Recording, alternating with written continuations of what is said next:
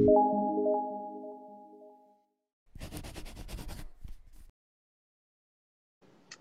good Okay. afternoon, Aditya.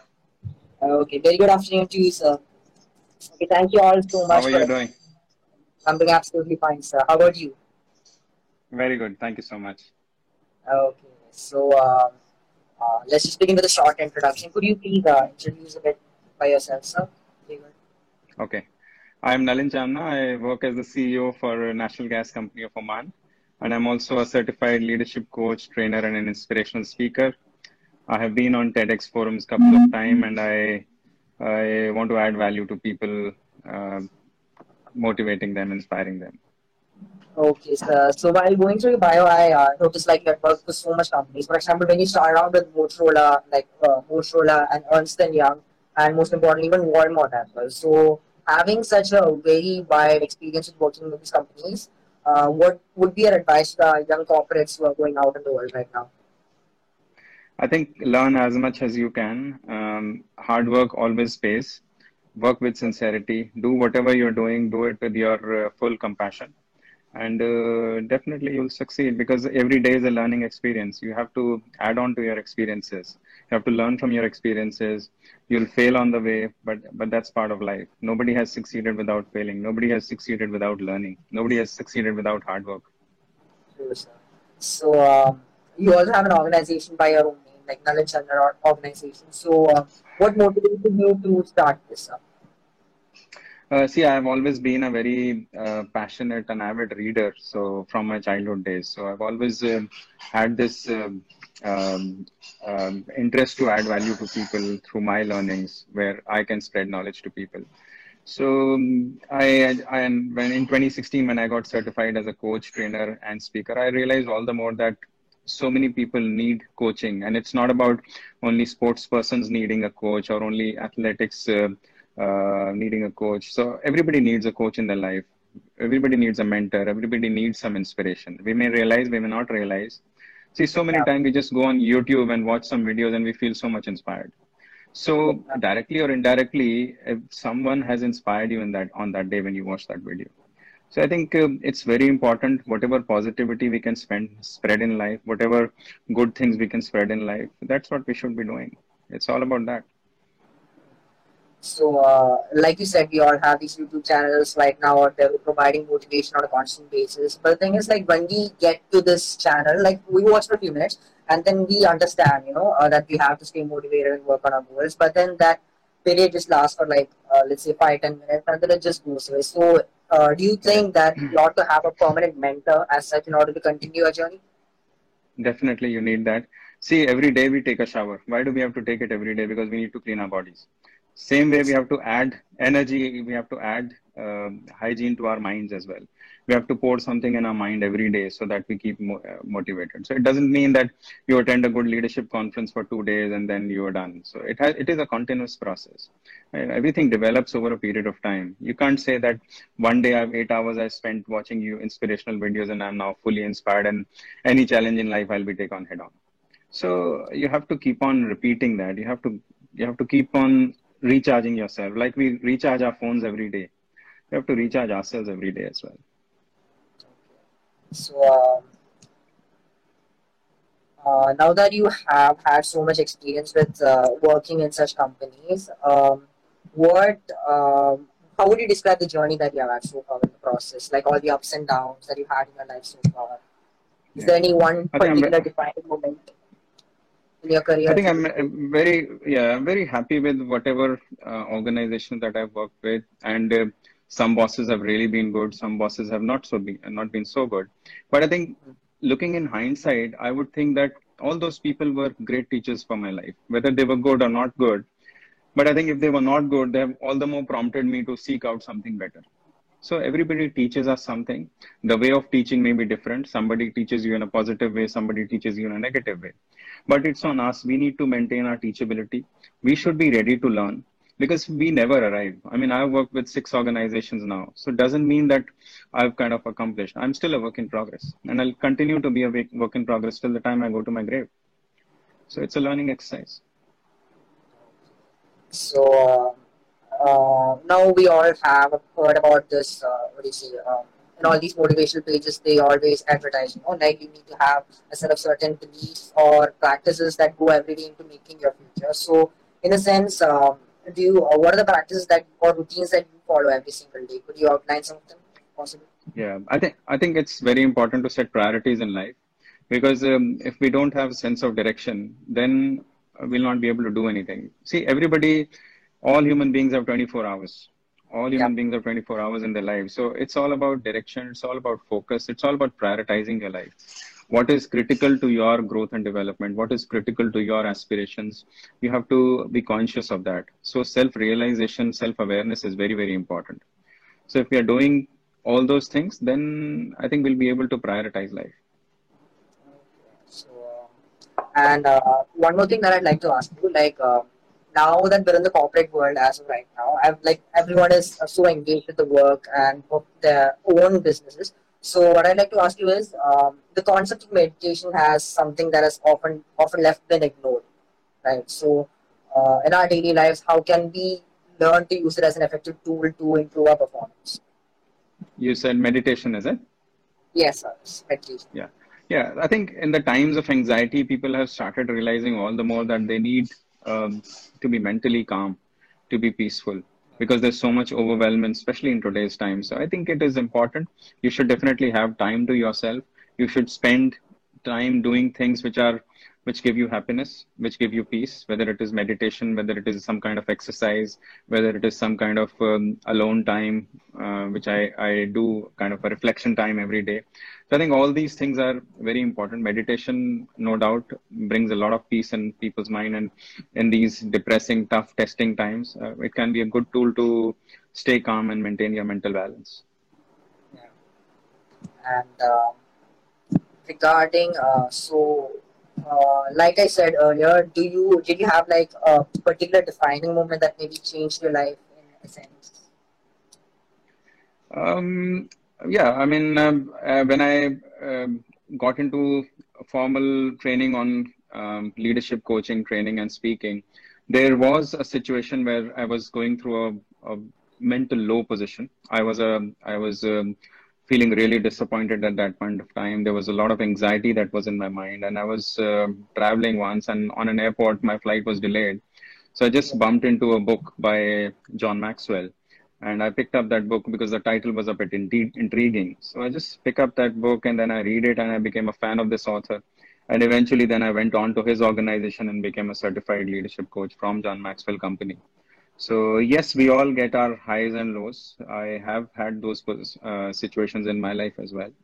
But I think ultimately we have to be positive that tomorrow can be better. We have to just think about how to improve the current situation rather than getting into deeper into negativity. Because in today's time, whoever you meet, 95% of people will talk negative and you'll get negative things from them.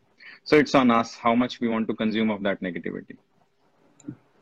So earlier we posted a Twitter thread regarding all the questions that we had for you, sir. So I'll just read a few of the questions if that's Sure, okay with you. sure.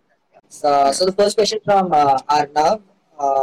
So please share an experience you had with a difficult person and how did you overcome it? How did you deal with it? Okay. You mean to say that with a difficult person? Difficult person or Yeah. any difficult situation that might have Yeah. crossed the Yeah. normal sense of Yeah. operations.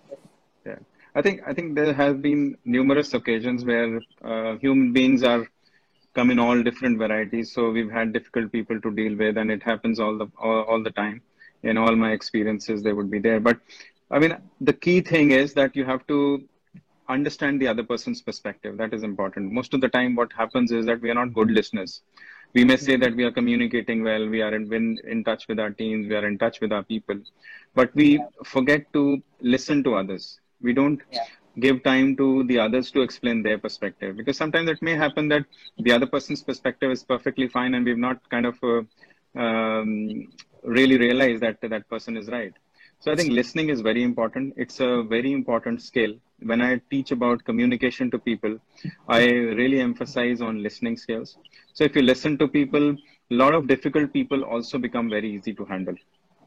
A lot of so, difficult situations become yeah. easy to handle. Because if you listen to the other person, one is that you have given that person importance. Each one of us as human beings, we want to feel valued, right? We all want to feel important. It's not written on our foreheads, but it's an invisible writing that we all carry. I want you to make me feel important. Everybody wants to feel valued and important. So one is when we listen to others, we make them feel valued, we make them feel important.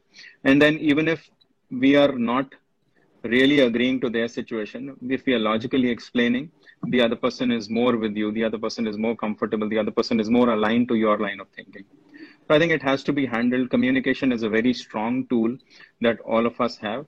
And when people ask me that what is the single most important thing I should be improving in life, I tell them communication skills. So that's what it is.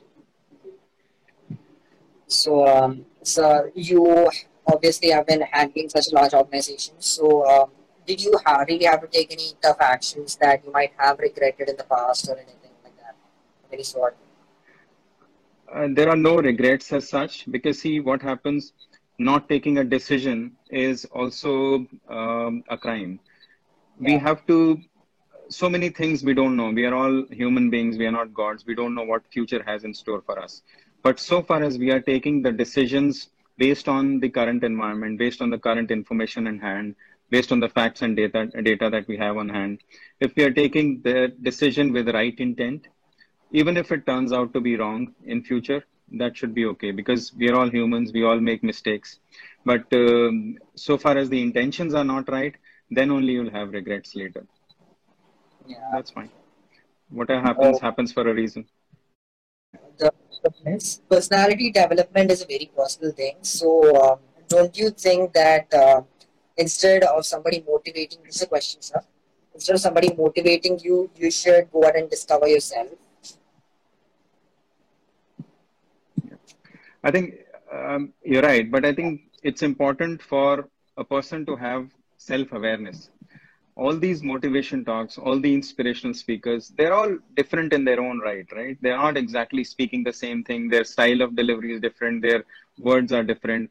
But the point is that unless we have self-awareness, unless we self realize that there is an improvement that I need to do in myself, nothing is going to work. So all these personality development channels, speakers, talks, videos that you come across are only trying to make you self-aware. If we don't want to change, nothing is going to change. So the biggest change that has to come is in ourselves. We may want the world to change. We may want everything to change around us, but if we don't change, nothing is going to change. So all these personality development things are just tips, just awareness insights, so that you can analyze that what is missing in you. Everybody has got their own strengths and weaknesses. So somebody's strengths may be your weakness. Your weakness may not be the weakness for somebody else. So we have to just do a proper introspection, see what you need to improve in yourself. Maybe you just like one thing that I'm saying today out of the 10 things that we speak about. But if that one thing makes you a better person, I'm happy. And could you tell me a bit more about your organization, which you've started? Yeah. So I have been quite passionate about training. So I have been associated with quite a lot of educational institutions in particular, where I've delivered free trainings to a lot of youth across the Middle East and in India too. I'm in touch with a lot of universities, a lot of schools, a lot of other educational institutions that have reached out to me. So I've been delivering programs for them. I do individual coachings. I can provide group coachings. Um, Corporates would find my courses interesting. Not for profits have worked with me. So I've been working on trying motivating people, trying adding value to the people. Any major project that you're currently working on with your organization as right now? See, I'm actually into a full-time job, so I do this whenever I get time over the weekends or in the evenings. So I'm not able to really focus that much full time on this. But yeah, whenever the opportunity comes in, whenever I do get time, I try to do whatever I can. So I'm not very regular with this, but yeah, I'm working on few things, but nothing major at the moment. considering that my focus is primarily on my job, which is all the more busy because in the current situation, and we've got multi-country operations that I handle. We present in across the Middle East, in Malaysia, and in India. So a lot of my time is taken by that. Yeah. So like in the current situation that we are right now, in the pandemic that we are right now, everybody is quarantined and kept isolated. So how do we keep the mental strength going on? For example, we heard about the tragic loss of Sushant Singh Rajput, right? So in that scenario, how would you say the practices under that you would like to follow in order to maintain your stance in this pandemic? Yeah. I think we talked about meditation, which is a good thing. And then obviously you need to be focused on your goals. Your journey may get delayed due to the pandemic or due to any unforeseen events which are beyond your control, but the journey should never stop. So that is something which we should stay positive about. That, okay, my goal, which I was targeting to achieve by 30th of June this year, may get extended to 31st December, but that's fine. It is life. Life will not come with a procedure manual and a step-by-step plan of action. So we have to maneuver around and we have to stay positive. We have to be focused on goals. So the important thing is that you should have a life plan. If you have a life plan broken down into your individual goals, whether it is short-term goals, medium-term goals, or long-term goals, then you'll at least stay on track. Your speed may get slowed down, but you'll stay on track. So it's important to have a life plan in place. So when you say talk about a life plan, do you how long do you envision that kind of a process? Like starting from now, right now in the college level, to how long do you think we should map it out? Like, or is it due to individual preference? Is it up to your individual It is preference? individual preference, but generally, I would say there's no harm in doing it to the extent possible. Maybe 5 years from now, 10 years from now, and it's nothing sacrosanct written in stone. Maybe a year later, you feel that something which you felt so important last year is no longer relevant to your overall growth and aspirations. So you may take it off. But to start with, and life plan, the beauty about it is that it is a balanced plan which takes care of all the facets of your life, whether it is your now you guys are students, so your college life, tomorrow you'll have your professional life, you've got your personal life, your social life, your marital life, your spiritual being, your health and fitness, your financial goals. So it is a combination of everything, because if you focus on one thing and ignore the others, then your life will go out of balance. Even if you focus on six things and you're not focusing on two, then your life will go out of balance. So all the facets of life have to be taken together. That's what the life plan is. And that is an absolute important exercise. Whether you are 20, whether you're 40, whether you're 60, you should know where you're heading. You should have goals. You should have something to look forward to every day. You should have something to reflect upon, that whether you are on track to achieve your goals or you've gone haywire. So you just talked about spirituality in the sense. I've been very intrigued by that concept. So, like, how do we adapt certain such, what do you say, practices into our lives in order to inculcate or further that vision of ourselves? Yeah, yeah. I think faith is a very individual subject, and some people believe in God, somebody don't. But I think faith is something which is beyond religious beliefs. It is about feeling grateful. It is about gratitude. It's about thanking for all the blessings that we have in our lives. I think spending time 15 minutes every day or 10 minutes every day paying that gratitude really brings your mental peace, really calms your mind. Really, you start counting your blessings, that maybe you were cribbing for so many things, but when you really see, you can be grateful for thousand other things. So spirituality is very individual, whatever faith you belong to, but I think there is a supernatural power that we should be grateful for. So this question is from Parth Yeah, I Chaudhary. can. Yeah. His question is, what is your recipe for meaningful intervention in teams? In Teams. teams, like when you're working with an organization. Yeah. Okay. Yeah, yeah. I think again, I'll come back to my favorite subject on communication. When Okay. we work as a team, each person's input is important, and we have to set aside our egos. We have to take everybody as a valued member of the team. We have to add value to each other. That's why the team has been formed. If one person could have done the task, he or she would have been given that task. So working as a team is that each person has got certain expertise, certain strengths, certain specialities. which others don't have, and the strengths and weaknesses just get kind of coordinated and set off. So we have to work giving respect to the team members. We have to understand the others' perspectives.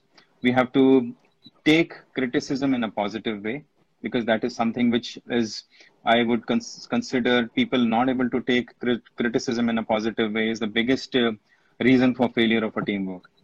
So we have to work as a team. We have to understand each other's perspective. We have to add value to each other.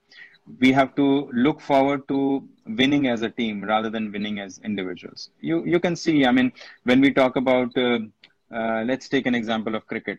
When only one player plays and the others don't play, even if the person has made like 150 runs in in a cricket match, but the team might still lose because all the others didn't play well. And even if each person contributes, let's say 30, 40 runs per player, and all of them work as a team, they might still win the match. So when it is teamwork, then it has to be done together. And that feeling, that joy of adding value to others, that joy of winning together is very important. Um, so now that you've spoken, like your personal field of expertise, you said is in communication, right? So in this rapid world of people are just going on about learning about new stuff.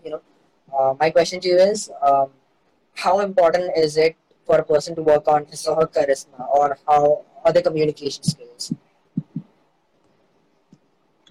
How important for a person is to work on, sorry, I lost your voice. How important it is for a person to work on his charisma or building his communication skills. Talking about communication skills, I think it is an absolutely important thing. Without communication, you'll not be able to achieve much in life. I think this is whatever level you are in, whatever role you are playing currently, whether you are in college, whether you're working for an organization, whether you're an entrepreneur working on your own business, whether you are talking about your family relationships. I think enhancing your communication skills is very important. Communication as a subject can be learned. Not many people do it, and that's why we face clashes, we face arguments. But I think communication skills is absolutely important to be learned, and everybody should do it. It's no rocket science. We have to just be conscious about how we speak to others, whether we respect others or not, whether we add value to others or not. See, if we always have in our bag anger, hatred, jealousy, that's what going to pass on to others. But if we have empathy, if we have politeness, if we have respect for others, respect is a two-way street. You have to give respect to Yeah. earn respect. So far as we start realizing that, I think we've already come a long way in building our communication skills. So, okay, this is a bit of a personal question. I'd like to ask you if there is any particular movie or anything that has been absolutely incremental in your life that have inspired Uh, you to. Movies, yeah, I mean, I'm not too fond of movies. I am an avid reader, and there are few books that have really had significant influence on my life. Like, for example, the first book of John Maxwell that I had read, Intentional Living, that really changed my perspective to life. That is one book, big book that I would recommend others. There are a few books by Robin Sharma, The Monk Who Sold His Ferrari, and then 5 a.m. Club by Robin Sharma. I think very powerful books, very powerful reading, and I strongly recommend that everyone should read them. So, sir, another question that I'd like to ask is, I'm more of a morning person, basically. So, like right now, we see that in this pandemic, everyone is often going to sleep very late, like almost like when it's the morning, they basically go to sleep. So, do you think you can encourage that kind of practice, or what is your opinion on it? I think it's very personal because some people are more productive in the morning, some people may be more productive in the afternoons. But personally, for me, I prefer to start early in the morning and get my top three tasks for the day finished as soon as possible, so that then I have the rest of the day for my meetings or for other not so important tasks. And then if I get some time for my own personal growth and development as well. I try to be in office by 7:15 on a normal day. These days, it has gone a bit haywire because of most of the time it has been work from home during the pandemic. But I normally get up at around 5:15, 5:30 maximum in the morning. 7:15, I'm at my desk. By the time my office starts at 8 o'clock, by around 9 o'clock, most of my critical tasks are over. So then I have time for my meetings, for the other tasks that I have. So yeah, I start comparatively early. Nice. Okay. So, okay, I'm just gonna throw this open question right now. If anybody who would like to ask me any question right now, please just comment them right now. Yeah. We've got this question from Ekant. Anything that you would like to tell us about your college days? Yeah, I think this is the best period in your life, so enjoy Uh, the most of it. Schools, you have a lot of restrictions. When you get into jobs, you'll have a lot of restrictions. Not that your family would impose, but you'll start imposing it on yourself.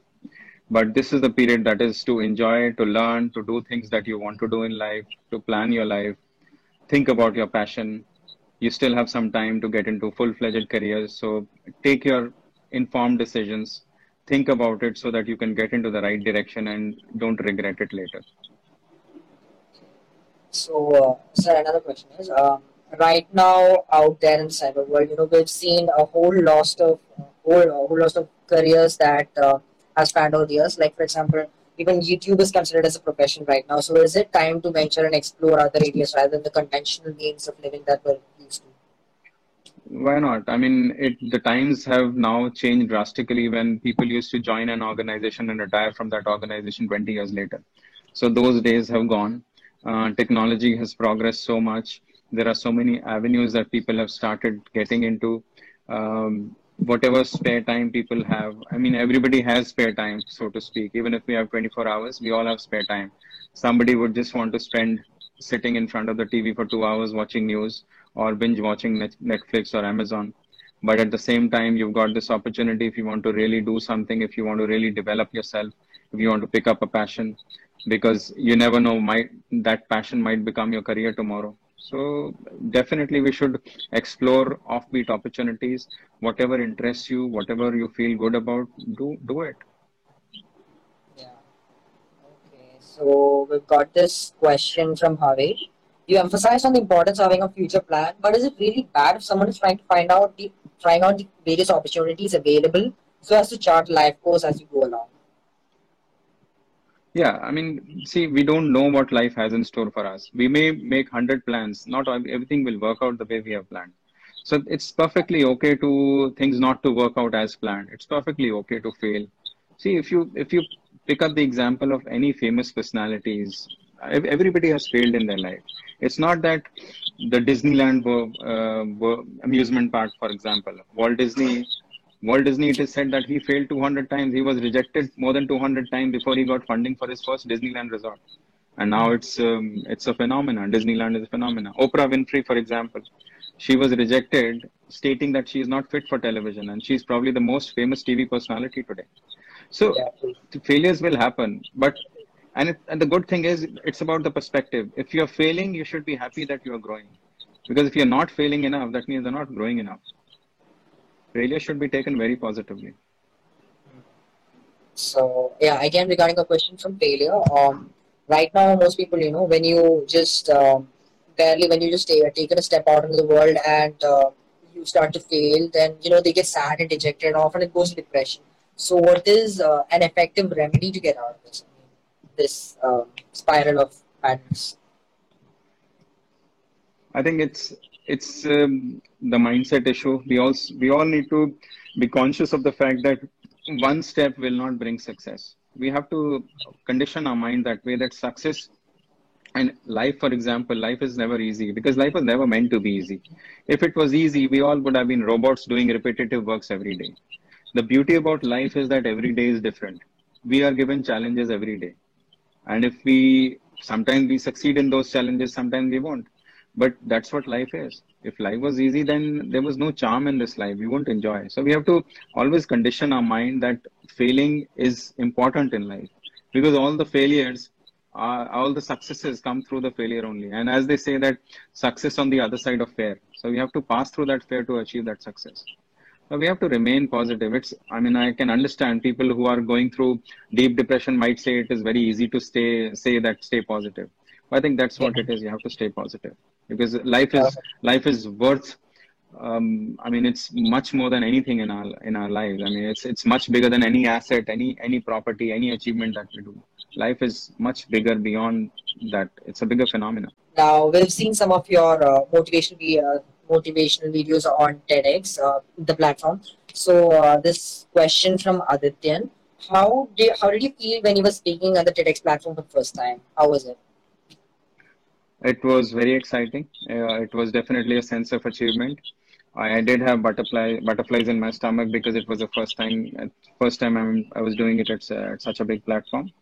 But I think it was indeed a very good experience, and I'm very happy, and I really look forward to going back to it again. So right now, something that where almost everyone is afflicted right now, me too personally. And I ask you something, like what is an effective remedy to counter stage fright? I think you have to go through it to just get over it. So try going on stage, maybe in front of small audiences, but do as much as you can because you have to get through fear by doing those things which you are afraid of. I have been an introvert from my childhood days. I used to prefer sitting at the back bench so that the teacher doesn't see me and ask me to stand up and ask a question. So I used to be like that. But over a period of time, I've had the opportunity of addressing 3,000 people in one go as well. So you have to just do it to get over with it. Unless you do it, I mean, theoretically, you can do anything, you can read anything, but unless you go out into the open world, and the fright should not be there. I mean, what are you afraid of? People might laugh at you, let them laugh. For 5 minutes, they'll laugh at you and they'll forget. So don't take it to your heart. It's at least you're trying, at least you're better than those other 3,000 people sitting in the audience laughing. They're not doing anything. So if a large crowd is doing something, it doesn't mean that their action is justified. So you Yeah. have to be on your track. You have to be focused on your journey. If you have to become a speaker, somebody said that all good speakers were bad speakers first because nobody starts well. My mentor, John Maxwell, he says that I speak so well because I've done it 12,000 times. You should have seen me when I was speaking in the first time. So it all happens with everybody. So just be focused, just be strong, just be determined to achieve your goals. So so how many speaking engagements have you had so far? I mean, how many sessions have you held in on an average? I have not really had a count so far, but it would have been maybe 40, 50 engagements so far. Or I think that'll be it. Thank you so much for coming out here on live tonight here and Thank, addressing our audience. It's been really thank you inspirational to so hear much all for your. having me here. Thank you so much, Thank sir. you so much for having me here. Good luck. Take care. Bye. You too, sir.